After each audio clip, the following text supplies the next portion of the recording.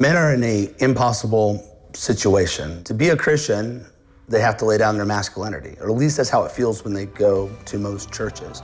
Most churches aren't inviting to men in their aesthetics, in their music, in their discipleship, in the content of their teaching. When you come to most evangelical churches, and this goes for Reformed evangelical churches as well, that it's 60–70% women, and that's very significant. With all those women there, the church is geared towards those people. The sermons aren't going to take the same risks that they would take if there was men there. Men like conflict.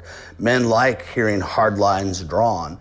That's not always true with women. Women are peacemakers. They nurture and build atmospheres of cooperation. That's good.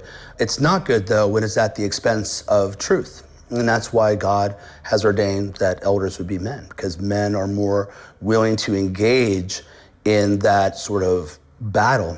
But those sort of men aren't in the church. The men that are in the church these days in our pulpits are something like white knights. So white knights are all about protecting my lady. That's great when my lady is virtuous.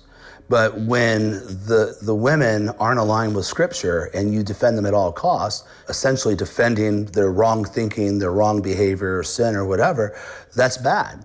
And these guys are trying to give the women what they want, which is a comfortable, conflict-free sort of church environment. That's the sort of environment that drives men away. Men are going to ask, what's the purpose of this? Why are we here? What's the mission? What are we trying to accomplish? What are we building? When those men show up in churches with white knight pastors and they say, hey, what are we doing about abortion? How are we getting involved in our community? What are we doing about all this false teaching in this area or that area?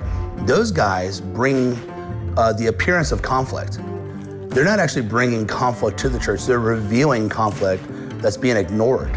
And those white knight pastors see these guys as disruptors. And so everything's going against men when it comes to church. It's hard to find a church today with truly masculine men. However, they're out there. I've been to them, and I know you can find one, so you should.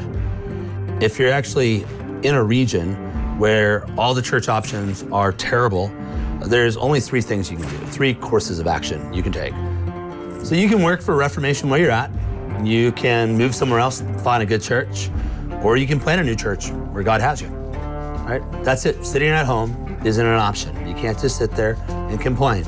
You actually have to pick one of those courses of action and get to it.